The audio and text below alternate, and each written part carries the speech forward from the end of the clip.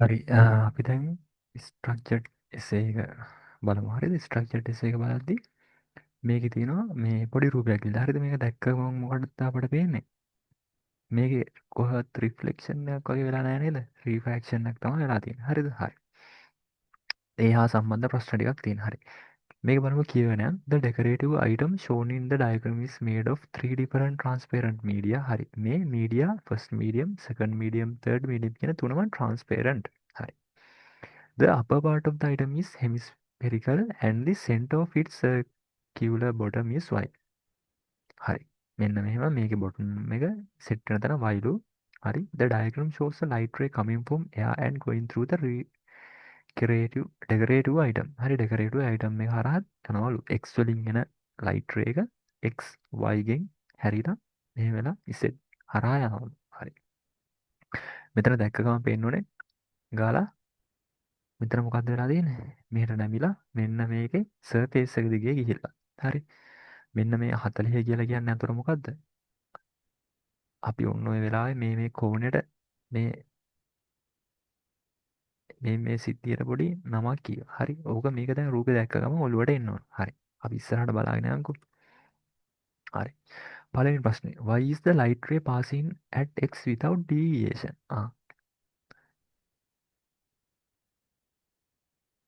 අහනවා why is the light ray passing at x?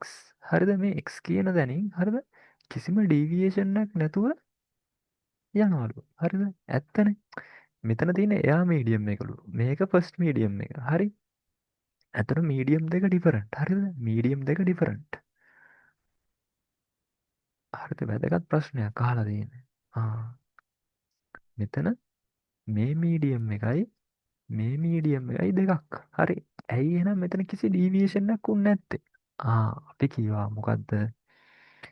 මේ medium දෙක වෙන් වෙන සර්ෆේස් එකට මෙයා පර්පෙන්ඩිකුලර් විදියට ඇතුල් වුණොත් මේකේ ඩීවියේෂන් එකක්. ඒ කියන්නේ මේ කිරණේ ඇද වෙන්නේ නේද? නැමිලා නැමෙන්නේ නැහැ. කෙලින්ම යනවා.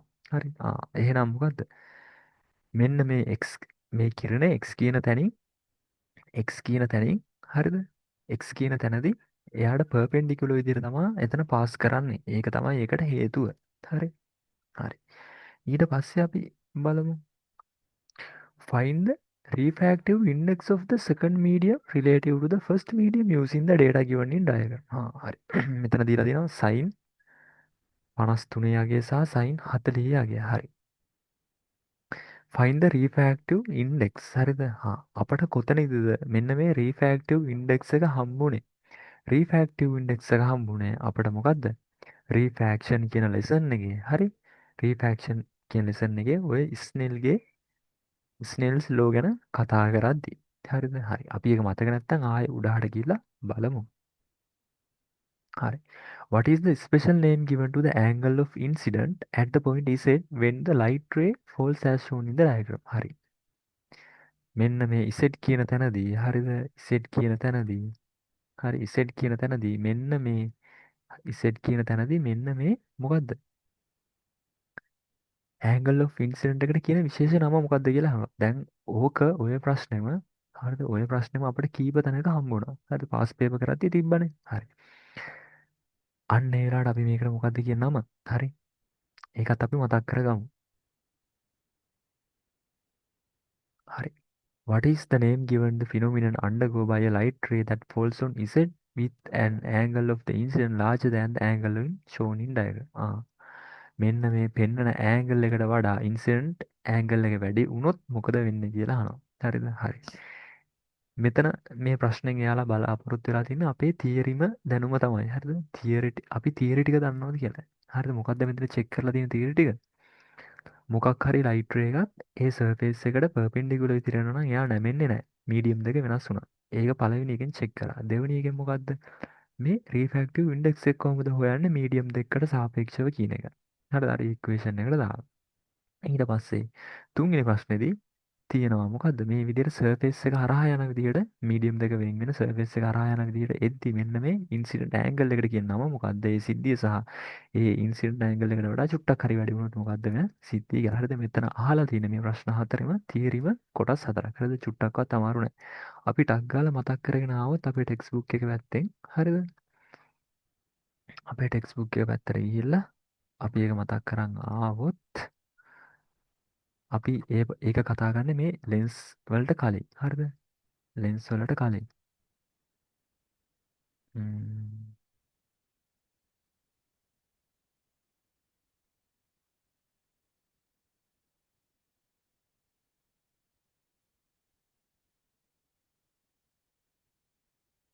හරි. මෙන්න මෙතන.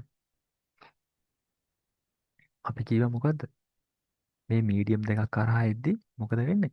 ඒ ඒ ලයිට් එක ටිකක් නැමිලා ගමන් කරනවා නම් අපි ඒකට මොකද්ද කිව්වේ? රීෆ්‍රැක්ෂන් ඔෆ් ලයිට් කියලා. හරිද? එතකොට රීෆ්‍රැක්ෂන් කියන්නේ ලයිට් එක මීඩියම් දෙකක් කරහා යද්දි එකිනෙකට වෙනස් එයා නැමිලා ගමන් කරන එකට. හරිද? එතකොට හරි. මේකත් මම රෙයා මීඩියම් එක සහ ඩෙන්ස මීඩියම් එක ගැන කියලා දුන්නා. හරි. ඒතර නෝමල් එකෙන් එළියට නැමෙනවා සහ නෝමල් එක පැත්තට නැමෙනවා මෙන්න මේ මීඩියම් දෙක මාරු වෙද්දි. රෙයා මීඩියම් එකක් නම් එළියට නැමෙනවා. ඩෙන්ස මීඩියම් එකක් නම් ඇතුළට නැමෙනවා. හරිද? හරි. ඊට පස්සේ අපි කතා කරා මේ රීෆ්‍රැක්ෂන් එකේ ලෝස් දෙකක් තියෙන එක. ෆස්ට් ලෝ එක අර කලින් එකේ වගේමයි. හරිද? රිෆ්ලෙක්ෂන් ලෝ එකේ වගේමයි. The incident ray, the refracted ray and the normal to the surface drawn at the point of incident lie on the same plane. හරිද? ඒක එහෙමම.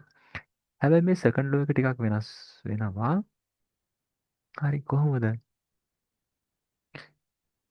මේකදී අපි කතා කරනවා මෙන්න මේ index of refraction කියලා එකක් ගැන. n. හරිද? එතකොට මෙන්න මේ අපිට n කියන අගය හරිද?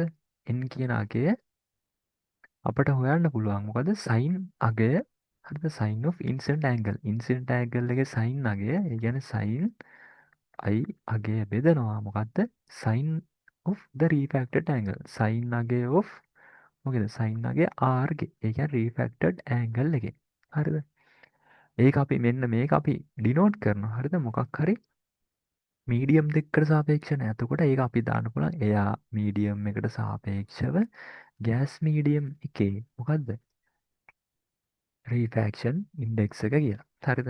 පොඩි ඉක්වේෂන් එකක් දීලා තියෙනවා. හැබැයි අපිට මෙතන ගාණක් හදලා පෙන්නලා දීලා නැහැ නේ. හරි. හරි. මේක කැල්කුලේෂන් එකක් කරලා නැහැ. හැබැයි අපි දැන් මේකේ කැල්කුලේෂන් එක කරන්න යනවා. හරිද? හරි. අපි කරලා බලමු කැල්කුලේෂන් එක. හරි. මේකෙදි හරිද? Second medium relative first medium. හරි. මෙතන තියෙන sin 53යි sin 40. ඒ කියන්නේ හරි. මෙන්න මේ මීඩියම් දෙක සලකලා තමයි අපිට හරි. මෙන්න මේ ෆස්ට් මීඩියම් එකයි හරිද? ඔන්න හොඳට බලා ගන්න. හරිද? හොඳට බලා ගන්න ඕන.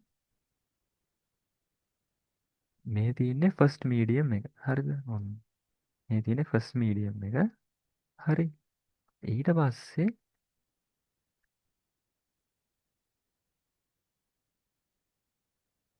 මේ තියෙන්නේ සෙකන්ඩ් මීඩියම් එක. හරිද? එතකොට මෙන්න මේ මීඩියම් එකේ ඉඳලා එන ලයිට් රේ එක තමයි මේ දෙවෙනි මීඩියම් එකට මාරු වෙද්දී යනකොට රීෆැක්ටඩ් වෙලා තියෙන්නේ. එතකොට මෙන්න මේ මීඩියම් දෙක සැලකුවාම මේකේ ඉන්සිඩන්ට් ඇන්ගල් එක වෙන්නේ මෙන්න මෙයා. මං කිව්වා හැම වෙලේම ඉන්සිඩන්ට් ඇන්ගල් එක මනින්නේ කොහොමද? මේ නෝමල් එකේ ඉඳලා. හරිද? මෙන්න මේ පැත්තට අපි මෙහෙම මනිනවා. හරි. ඊට පස්සේ රීෆැක්ටඩ් ඇන්ගල් එක මයිනස් නෝමල් එක ඉඳලා මෙන්න මෙයාට. මෙහෙට 40යි මේක 53යි. හරි. එතකොට මෙයා I මෙයා R. හරි. එතකොට අපි අර දන්න සමීකරණය. හරිද? රීෆ්‍රැක්ටිව් ඉන්ඩෙක්ස් එක ලියන්නේ කොහොමද? n relative to first medium to second medium. හරිද? පළවෙනි මාධ්‍යයට සාපේක්ෂව දෙවෙනි මාධ්‍යයේ. හරි. එන්නේ පළවෙනි එකකින් දැන්. එතකොට පළවෙනි එකට සාපේක්ෂව දෙවෙනි මාධ්‍යයේ කියලා යද්දි n එක මේ පැත්තේ වම් අත පැත්තේ ලියනවා දෙවෙනි මාධ්‍යයේ යන. ඒ කියන්නේ එන පැත්තේ වම් අත පැත්තේ දෙක. එකේ ඉඳන් දෙකට යන්නේ. n එකේ ඉඳන් දෙකට. හරි. එකේ ඉඳන් දෙකට. එතකොට සමානයි sin I බෙදීම sin R. හරි. sin I ඒ කියන්නේ එන පැත්තේ 1.53යි. හරි. sin 53යි. හරි. බෙදීම sin R කියන්නේ කීයද? sin 40යි. sin 40යි. හරි හරි. එතකොට අපිට කැල්කියුලේෂන් එක ලේසි වෙන්න මොකද්ද? මේ sin වැලියු දෙක දීලා තියෙනවා. හරි. එතකොට හරි. sin 53 යාගේ දශම 8යි sin 40 දශම 6.4යි. හරි. එතකොට අපි ආන්සර් එක ලියනවා. දශම 8 බෙදීම sin 40 යාගේ දශම 6යි 4යි. එතකොට මේක බෙදුනහම ආන්සර් එක කොහොමද එන්නේ? දශම 8 බෙදනවා දශම 6යි 4යි 1.25යි. හරි. 1.25යි කියලා එනවා ආන්සර් එක. තේරුණාද? හරි. එතකොට දැන් ඒ වගේ ආන්සර් එකක් දැන් මේ වගේ තනි රූලක් දීලා තියෙන තැනක ලියාගන්න හරි මේකේ රූල් එකක් තියෙනවනේ. අපිට එහෙම වුණොත් අපි මේ වගේ තැනක ওই වැඩේ කරන්න මෙහෙම හරිද? මුලින්ම සමීකරණ ලියනවා. n එකට සාපේක්ෂව දෙවන මාධ්‍ය සමානයි sin i බෙදීම sin r. හරිද? හා. මේකට වඩා ලකුණක් ආවා. ඊට පස්සේ කමාවක් දාලා හරිද? ආයෙ දාන්න n 1 2 සමානයි sin i කියන්නේ sin 53 බෙදනවා sin 40න්. හරිද? හරි. ඒක තියලා ආයෙ n එක වතාවක් දෙක සමානයි කීයද? sin 53 කියන්නේ 0.8යි බෙදෙනවා 0.6යි 4යි. හරිද? හා. ඒක කරාම n 1 2 සමානයි උත්තරේ එනවා කීයද? 1.25යි. ඔන්න ඔය විදිහට තනි රූලෙන් ගාන මෙහෙම හදාගෙන ගියයි. හරිද? නැත්තම් ඉඩ තියෙන තැනක නම් මේ වගේ ගාන ලස්සන හදලා වෙනවා. එතකොටද මේ 1.15 කියන්නේ මොකද්ද?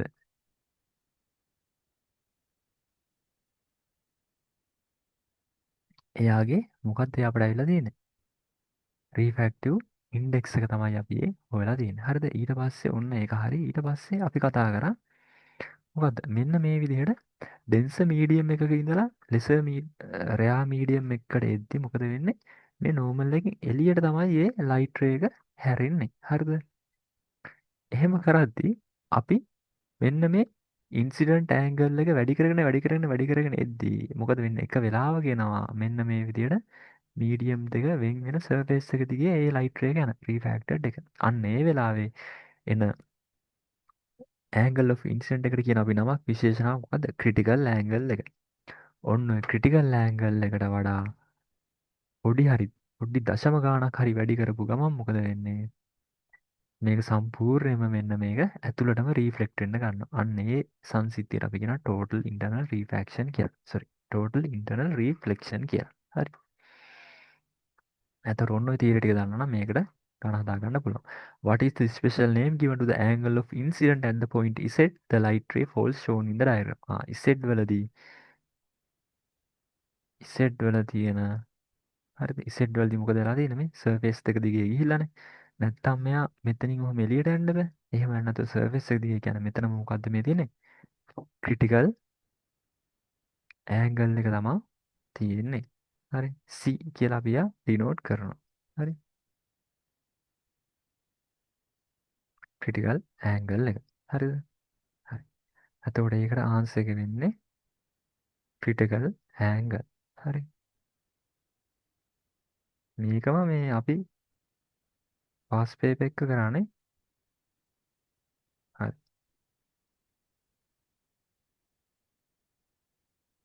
ඊට පස්සේ what is the name given to the phenomenon undergo by a light ray that falls on Z and angle of incident larger than the angle shown in the diagram? මේ on Z with an angle of the incident larger than ඒ කියන්නේ critical angle එකට වඩා large එකක් આવුත් මොකද වෙන්නේ? What is the name of given to the phenomenon? ඒ වෙන සිද්ධියට අපි මොකද්ද කියන්නේ?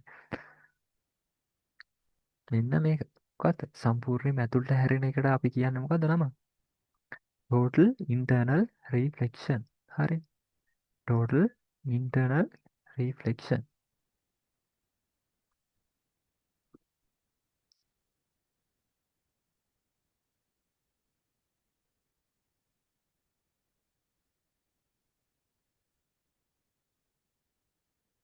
මෙච්චරයි. හරි. තේරුණානේ? එතකොට මේකට ආන්සර් එක y is the light ray passing x without deviation. ඒකට ආන්සර් එක තමයි මොකද්ද? light ray pass the x pass perpendicularly. Light ray pass perpendicularly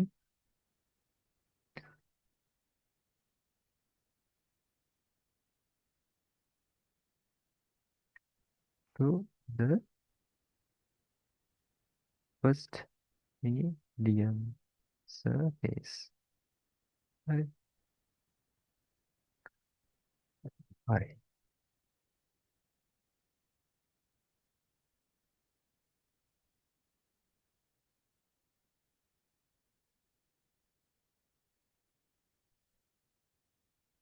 මෙන්න මේ පළවෙනි මාධ්‍යයේ මේ සර්ෆේස් එකට එයා පර්පෙන්ඩිකියුලර් එතනින් පාස් වෙන හින්දා තමයි එයා කිසිම නැමීමක් නැතුව ඩීවියේෂන් එකක් නැතුව යන්නේ කියලා අපිට කියන්න පුළුවන්. හරි. ඔන්න ඒක හරි.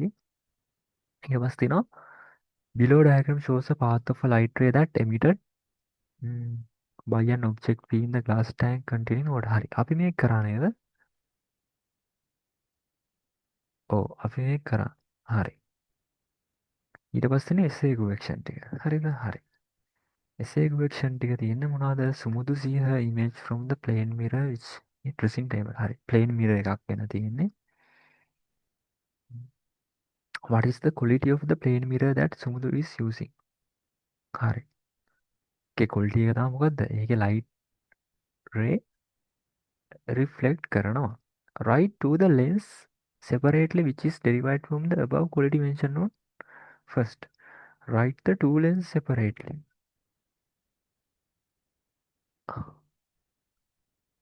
හරි. ඒ කියන්නේ reflect වෙන්නේ නැති write the two lens separately which is derived from the above quality. හරි. two lens write the two lens separately. හරි. මෙතන අහන්නේ දැන් හරි lens වල අපි දන්නවා වෙන්නේ මොකද්ද reflection එක නේ refraction එක නේ ඒක හරි. එහෙනම් sorry එහෙනම් lens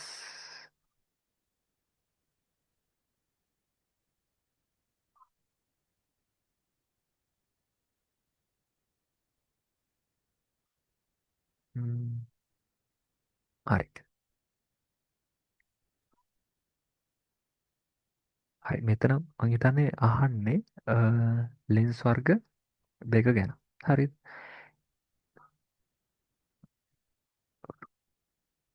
ඔව්. හරි. Draw the ray diagram for the light rays which is fallen to a mirror. Right. Draw the ray diagram for the light rays which is fallen onto a mirror. හරි. mirror එකකට වැටෙන මං හිතන්නේ මෙතන අහන්නේ plane mirror එකක්ද curve mirror එකක් ගැනද දන්නේ නැත. හරිද? එතකොට ප්ලේන් mirror එකකට වැටෙනවා නම් කොහොමද? ප්ලේන් mirror එකකට වැටෙනවා නම් කෙලින්ම එන අය ආපහු යනවා. ඇංගල් එක්කෙන අය මොකද්ද මේ ඉන්සිඩන්ට් ඇංගල් එකටම සමාන විදියට I සමාන R විදියට රිෆ්ලෙක්ට් වෙලා යනවා. ඊට පස්සේ කන්කේව් මිරර් එකකට එනවනම් මේ පැත්තෙන් එන අය මෙහෙමම යනවා. ෆෝකස් එක හරහා එන අය මේවා වෙලා යනවා. ෆෝකස් එක හරහා එන අය මෙයාලට පැරලල් විදියට යනවා. කන්කේව් එක නම් මොකද වෙන්නේ? මේ අය මෙහෙමම යනවා. හරිද? ඊට පස්සේ සෙන්ටර් ඔෆ් කර්වේජ් එක හරහා යන අය ඒ හරහාම යනවා. හරිද? ඒ විදිහට ඒ රේ ඩයග්‍රෑම් ටික අඳින්න ඕන එකේ name two types of curved mirror වර්ග දෙක convex concave draw the types of mirror mentioned above for and mark the radius of curvature pole and main axis separate. හරි. එතකොට ඒක ඇඳින්න ඒක චෙක් කරන්නේ මේ මිරර්ස් ගැන. හරිද? ඒ ප්‍රශ්නේ චෙක් කරලා තියෙන්නේ මිරර්ස් ගැන. ම්ම්, හරි.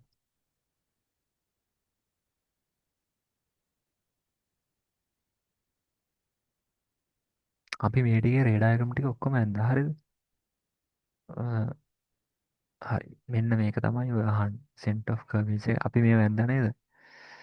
සෙන්ට් ඔෆ් කර්වේජ් එක පෝල් එක ප්‍රින්සිපල් ඇක්සිස් එක සහ මේ සර්ෆේස් එක මෙන්න මේක තමයි මෙන්න මෙතන ඔයාට අඳින්න කියලා කියන්නේ. හරි. ඊට පස්සේ බලමු මොකක්ද තියෙන්නේ කියලා. What is the meaning of a refraction of light? refraction කියලා මොකක්ද කියන්නේ? ඒ කියන්නේ මීඩියම් දෙකක් කරහා යනකොට මොකක්ද වෙන්නේ? එයා නැමිලා ගමන් කරන එක. If a light ray moves from block of glass and then to a layer of water, draw the ray diagram for the given situation. එතකොට මෙතන මීඩියම් දෙක මොකක්ද වෙන්නේ? ග්ලාස් මීඩියම් එකයි වෝටර් මීඩියම් එකයි. අතර ග්ලාස් මීඩියම් එකයි water medium එකයි සලකපුවාම ග්ලාස් මීඩියම් එකයි වෝටර් මීඩියම් එකයි සලකනවා ඩෙන්ස මීඩියම් එක වෙන්නේ මෙයා මෙයා ඩෙන්ස මීඩියම් එක මෙයා රෙයා මීඩියම් එකනේ. එතකොට ලයිට් එක මූව් වෙන්නේ කොහෙන්ද? ග්ලාස් එකේ ඉඳලා. ඒ කියන්නේ ඩෙන්ස් එකේ ඉඳලා ලෙස් එකකට යන්නේ. එතකොට ඩෙන්ස් එකේ ඉඳලා ලෙස් එකකට යනවා නම් මොකද වෙන්නේ? අපේ රිෆ්‍රැක්ටඩ් රේ එක අපේ නෝමල් එකෙන් එළියට ඇතුළට එළියට තමයි හැරෙන්නේ. ඒක අඳින්න ඕන ඊට පස්සේ write the two laws related to refraction. refraction එකට අදාළ law දෙකක් තියෙනවා. ඒ දෙක ලියන්න ඕන. derive the incident critical angle using diagram. Incident critical angle critical angle එක අපට ඇඳලා පෙන්වන්න. හරි. draw and describe how total inner refraction take place in prism. ප්‍රිස්ම එක ප්‍රිස්ම එක total inter refraction එක කොහොමද වෙන්නේ කියලා අහනවා. හරිද? total inter reflection එක සිද්ධ වෙන්නේ කොහොමද කියලා අහනවා. හරිද?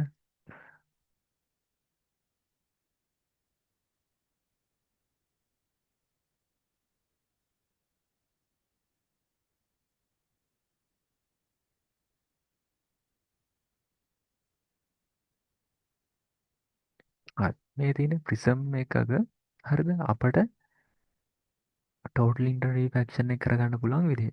හරි. මෙන්න මේ විදිහට අපි ලයිට් රේ ගෙවුවොත් මෙයා totally මොකද්ද? ප්‍රිසම් එකක් ඇතුලේ ලයිට් රේ එකක් totally ඇතුළටම රිෆ්ලෙක්ට් වෙනවා. හරිද? ඔන්න ඕකේ හැඩේ මතක තියාගන්න. හරි. මෙන්න මේක. හරි. එතකොට මේ පේපර් එකේ තියෙන ඒවා තියෙන ප්‍රශ්න ටික ඉවරයි. හරිද? මේකේ මේ එසේ ටික කරන්න ඕන. හරි? එසේ එකේ ටික ප්‍රශ්න ටික කරන්න ඕන. ඉතින් හරි. ඒ තීර කැලි ටිකමයි තියෙන්නේ. ගොඩක් අමාරු නෑ. මේ මෙතන මේ ප්‍රශ්න වයිද ටූලින් සබල්ලිචස්. මේ ප්‍රශ්නේ ඉන්නේ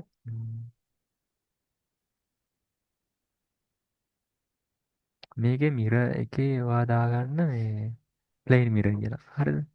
අපි මේක ප්ලේන් මිර කියලා හදමු. එතකොට ලේසි. ප්ලේන් මිර. හරි. එතකොට එකයිනේ අදින්න ඕන. හරි. එතකොට හරි. ඒ ප්‍රශ්න ටික ඔක්කොම හරි. මේ ගැන ලෙන්ස් වර්ග දෙක ගැනනේ. එතකොට ඒක හරි. ප්‍රශ්න මොකුත් නැහැනේ. හරි. එතකොට එච්චරයි. මේ ප්‍රශ්න අපි කතා කරා. මේ ප්‍රශ්න අපි කතා කරන්නේ. හරි. එතකොට ඒ ටික තමයි මොන හරි ප්‍රශ්න තිබ්බොත් අහන්න. හරි.